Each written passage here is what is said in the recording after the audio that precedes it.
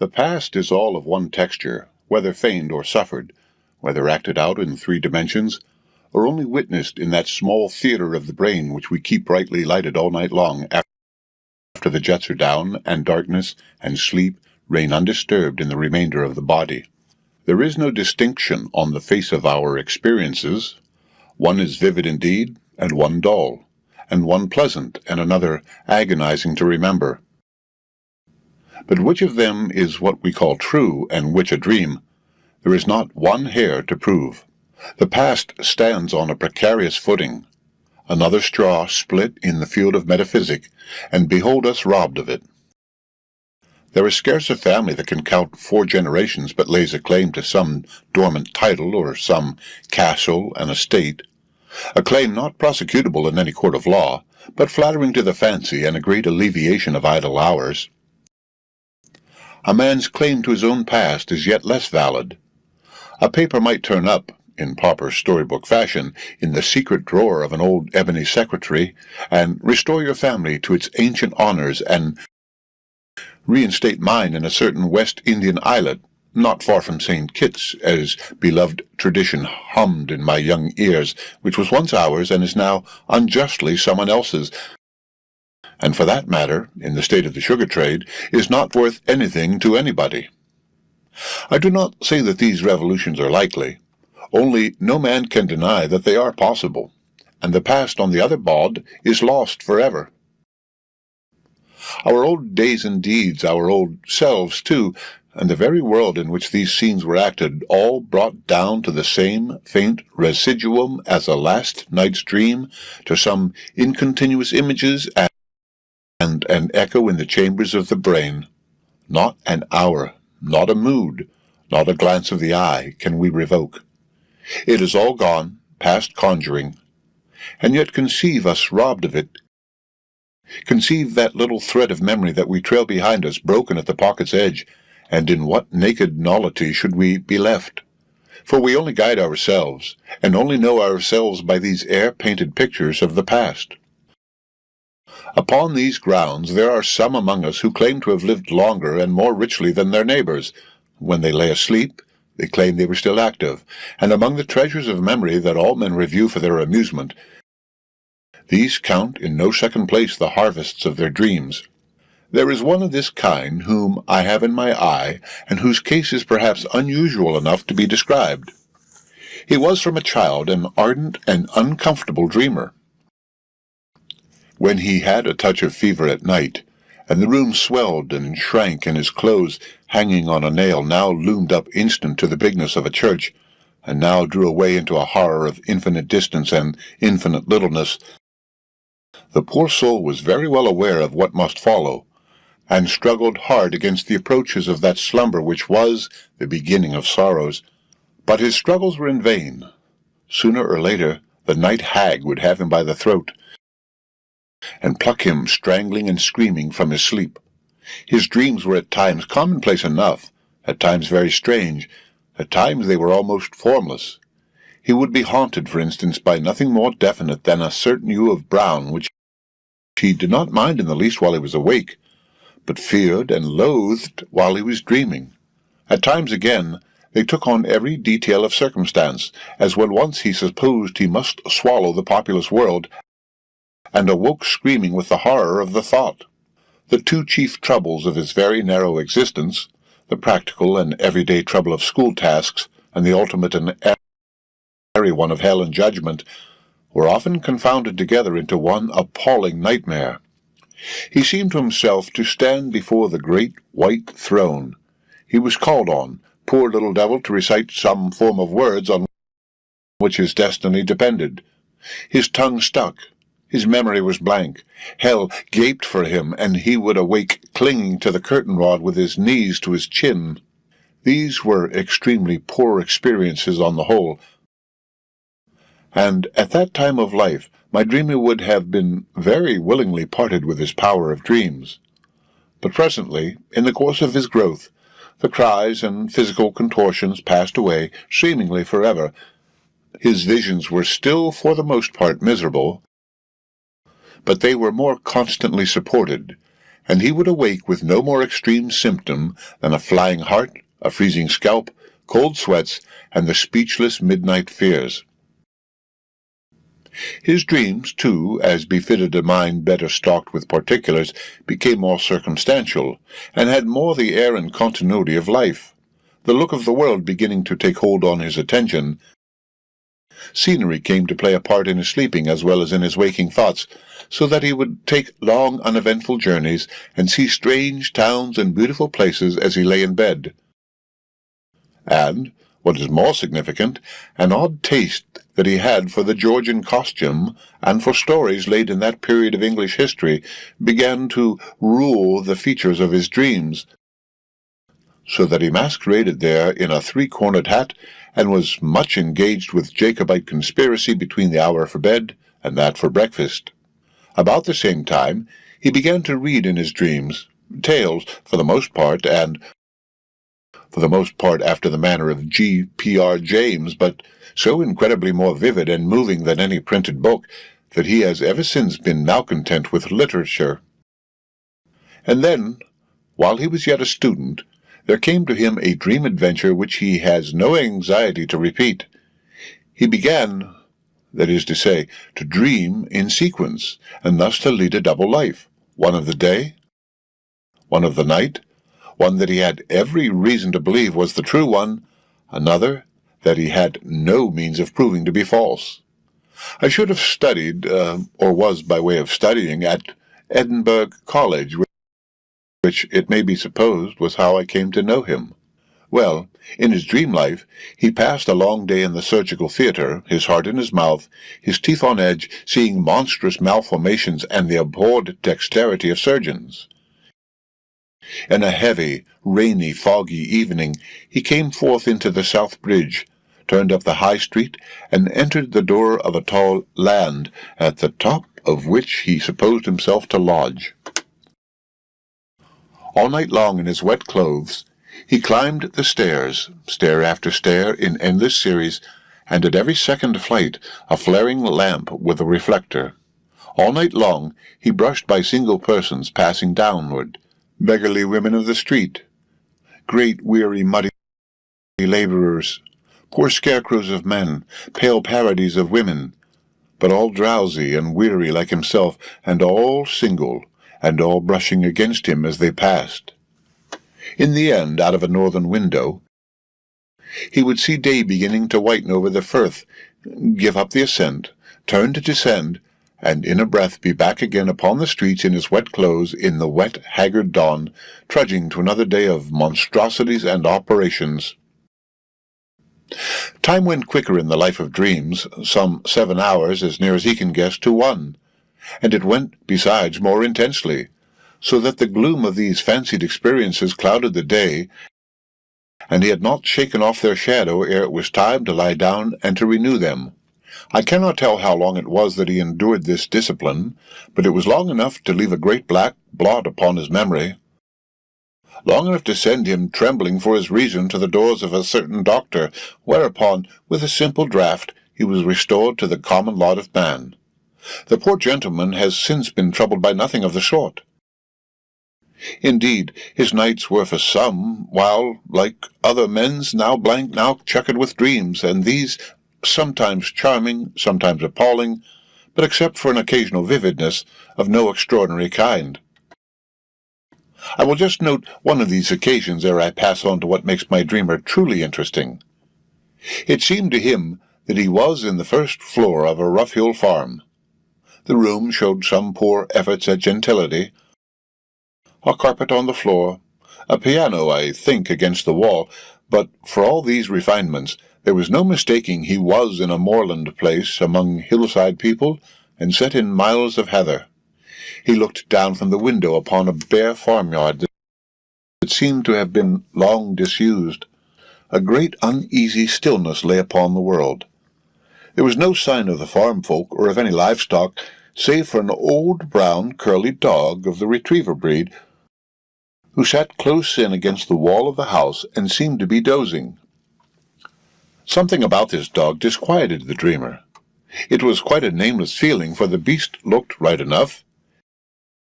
Indeed, he was so old and dull and dusty and broken down that he should rather have awakened pity. And yet the conviction came and grew upon the dreamer that this was no proper dog at all, but something hellish.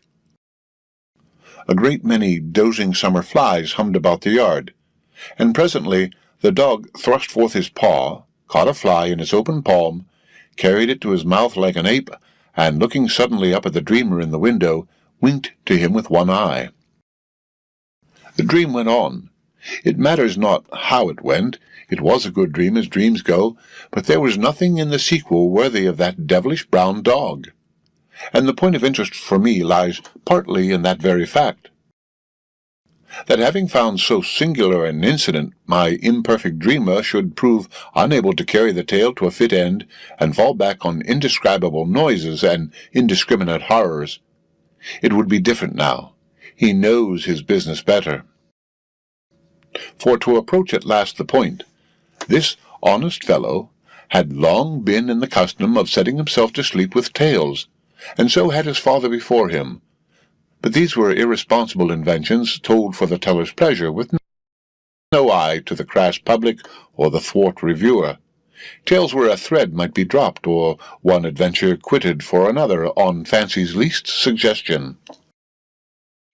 So that the little people who manage man's internal theatre had not as yet received a very rigorous training, and played upon their stage like children who should have slipped into the house and found it empty, rather than like drilled actors performing a set-piece to a huge hall of faces. But presently my dreamer began to turn his former amusement of storytelling to, what is it called, account, by which I mean that he began to write and sell his tales. Here was he, and here were the little people who did part of his business in quite new conditions. The stories must now be trimmed and pared and set upon all fours. They must run from a beginning to an end and fit, after a manner, with the laws of life. The pleasure, in one word, had become a business, and that not only for the dreamer, but for the little people of his theatre. These understood the change as well as he.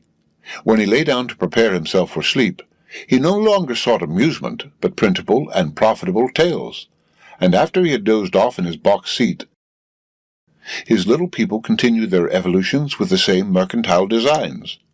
All other forms of dream deserted him but two. He still occasionally reads the most delightful books. He still visits at times the most delightful places. And it is perhaps worthy of note that to these same places, and to one in particular, he returns at intervals of months and years, finding new field paths, visiting new neighbors, beholding that happy valley under new effects of noon and dawn and sunset. But all the rest of the family of visions is quite lost to him. The common, mangled version of yesterday's affairs, the raw head and bloody bones nightmare rumored to be the child of toasted cheese, these and their like are gone. And for the most part, whether awake or asleep, he is simply occupied, he or his little people, in consciously making stories for the market. This dreamer, like many other persons, has encountered some trifling vicissitudes of fortune. When the bank began to send letters and the butcher to linger at the back gate, he sets to belaboring his brains after a story, for that is his readiest money-winner. And behold, at once the little people begin to bestir themselves in this same quest, and labor all night long, and all night long set before him truncheons of tales upon their lighted theatre. No fear of his being frightened now. The flying heart and the frozen scalp are things bygone. Applause, growing interest, growing exultation in his own cleverness, for he takes all the credit. And at last, a jubilant leap to wakefulness with the cry, "I'll have it, that'll do," upon his lips. With such and similar emotions he sits at these nocturnal dramas with such outbreaks like Claudius in the play. He scatters the performance in the midst. Often enough the waking is a disappointment. He had been too deep asleep as I explained the thing. Drowsiness has gained his little people. They have gone stumbling and maundering through their parts, and the play, to the awakened mind, is seen to be a tissue of absurdities. And yet how often have these sleepless brownies done him honest service, and given him, as he sat idly taking his pleasure in the boxes, better tales than he could fashion for himself. Here is one, exactly as it came to him. It seemed he was the son of a very rich and wicked man, the owner of broad acres and a most damnable temper. The dreamer, and that was the son, had lived much abroad on purpose to avoid his parent, and when at length he returned to England, it was to find him married again to a young wife who was supposed to suffer cruelty and to loathe her yoke. Because of this marriage, as the dreamer indistinctly understood, it was desirable for father and son to have a meeting, and yet, both being proud and both angry, neither would condescend upon a visit. Meet they did accordingly in a desolate, sandy country by the sea, and there they quarrelled, and the son, stung by some intolerable insult, struck down the father dead. No suspicion was aroused.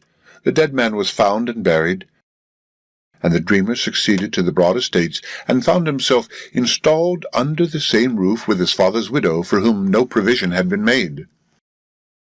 These two lived very much alone, as people may after a bereavement, sat down to table together, shared the long evenings, and grew daily better friends, until it seemed to him of a sudden that she was prying about dangerous matters, that she had conceived a notion of his guilt, that she watched him and tried him with questions.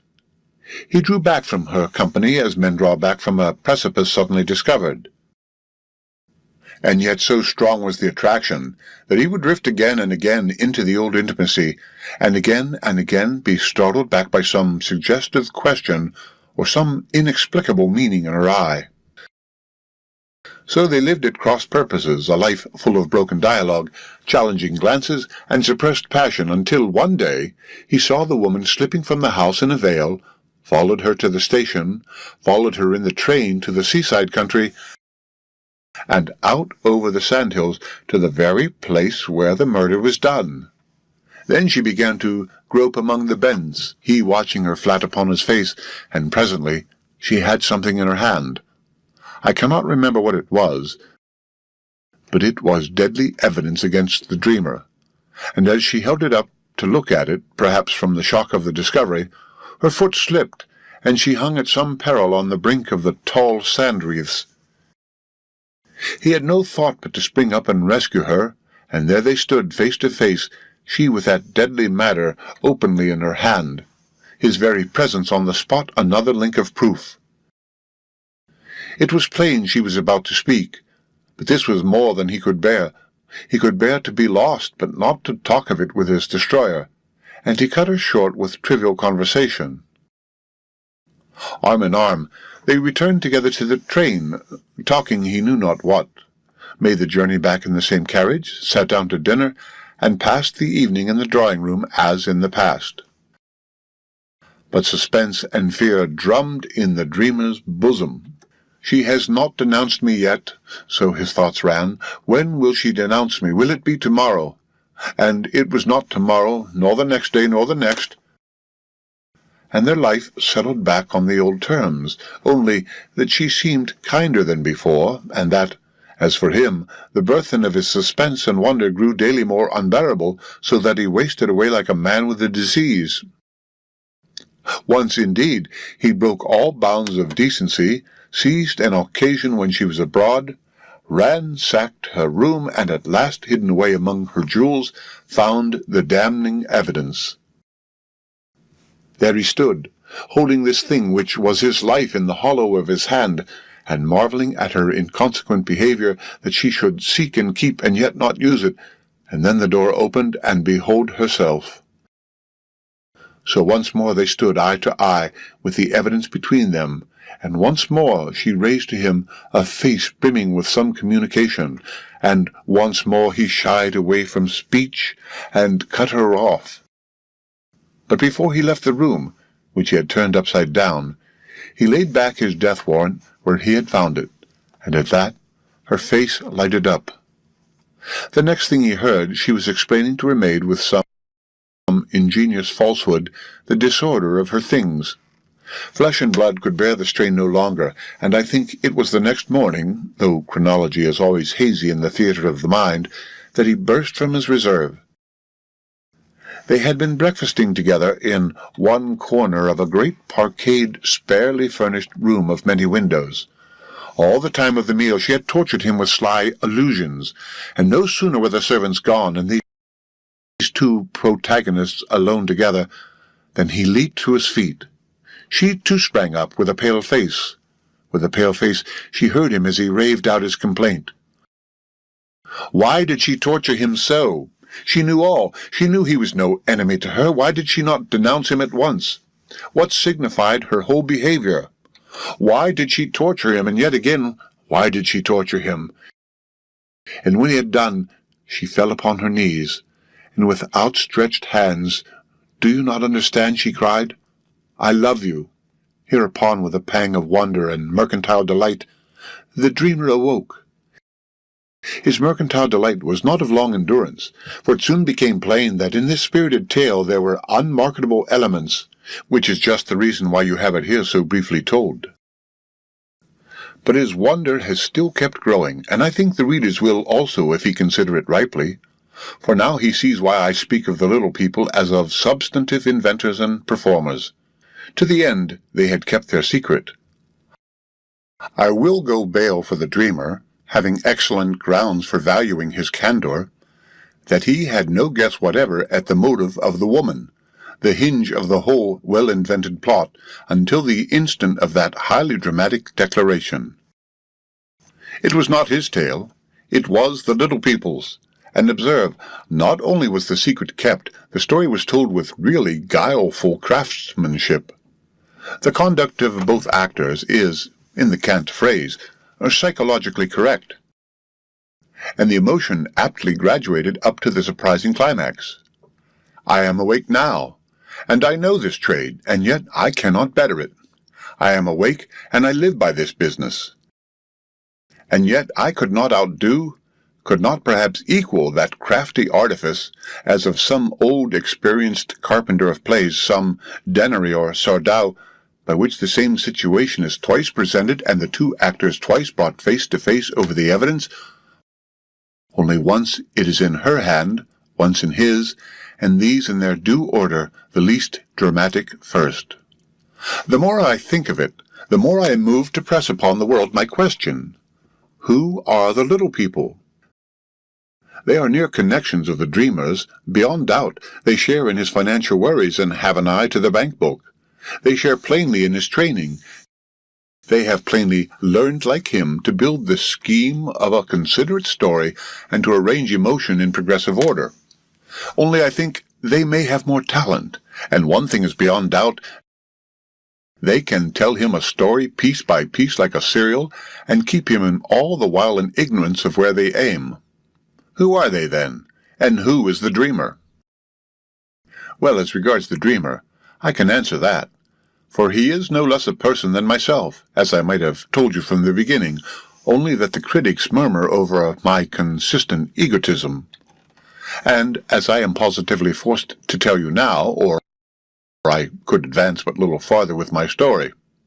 And for the little people, what shall I say? They are but just my brownies, God bless them, who do one half my work for me while I am fast asleep, and in all human likelihood do the rest for me as well when I am wide awake, and fondly suppose I do it for myself. That part which is done while I am sleeping is the brownies' part beyond contention. But that which is done when I am up and about is by no means necessarily mine, since all goes to show the brownies have a hand in it even then. Here is a doubt that much concerns my conscience. For myself, what I call I, my conscious ego, the denizen of the pineal gland unless he has changed his residence since Descartes, the man with the conscience and the variable bank account, the man with the hat and the boots, and the privilege of voting and not carrying his candidate at the general elections, I am sometimes tempted to suppose he is no storyteller at all, but a creature, as matter of fact, as any cheesemonger or any cheese, and a realist be mired up to the ears in actuality, so that, by that account, the whole of my published fiction should be the single-handed product of some brownie, company, some familiar, some unseen collaborator whom I keep locked in a black garret, while I get all the praise and he but a share, which I cannot prevent him getting, of the pudding. I am an excellent adviser, something like Molière's servant. I pull back, and I cut down, and I dress the whole in the best words and sentences that I can find and make. I hold the pen, too, and I do the sitting at the table, which is about the worst of it. And when all is done, I make up the manuscript and pay for the registration, so that, on the whole, I have some claim to share, though not so largely as I do, in the profits of our common enterprise. I can but give an instance or so of what part is done sleeping and what part is awake, and leave the reader to share what laurels there are at his own nod between myself and my collaborators. And to do this, I will first take a book that a number of persons have been polite enough to read, The Strange Case of Dr. Jekyll and Mr. Hyde. I had long been trying to write a story on this subject, to find a body, a vehicle for that strong sense of man's double being, which must at times come in upon and overwhelm the mind of every thinking creature. I had even written one, The Travelling Companion, which was returned by an editor on the plea that it was a work of genius and indecent, and which I burned the other day on the ground that it was not a work of genius, and that Jekyll had supplanted it. Then came one of those financial fluctuations to which, with an elegant modesty, I have hitherto referred in the third person. For 2 days I went about racking my brains for a plot of any sort, and on the second night I dreamed the scene at the window, and a scene afterward, split in two, in which Hyde, pursued for some crime, took the powder and underwent the change in the presence of his pursuers. All the rest was made awake, and consciously, although I think I can trace in much of it the manner of my brownies. The meaning of the tale is therefore mine, and had long pre-existed in my garden of Adonis, and tried one body after another in vain. Indeed, I do most of the morality, worse luck, and my brownies have not a rudiment of what we call a conscience. Mine, too, is the setting. Mine, the characters. All that was given me was the matter of 3 scenes, and the central idea of a voluntary change becoming involuntary. Will it be thought ungenerous, after I have been so liberally lading out praise to my unseen collaborators, if I here toss them over, bound hand and foot, into the arena of the critics? For the purpose of the powders, which so many have censured, is, I am relieved to say, not mine at all, but the brownies. Of another tale, in case the reader should have glanced at it, I may say a word, the not very defensible story of Olalla. Here the court, the mother's niche, Olalla's chamber, the meetings on the stair, the broken window, the ugly scene of the bite, were all given me in bulk and detail as I have tried to write them. To this I added only the external scenery, for in my dream I never was beyond the court. The portrait, the characters of Philippe and the priest, the moral such as it is, and the last pages such as, alas, they are. And I may even say that in this case the moral itself was given me, for it arose immediately on a comparison of the mother and the daughter, and from the hideous trick of atavism in the first. Sometimes the parabolic sense is still more undeniably present in a dream.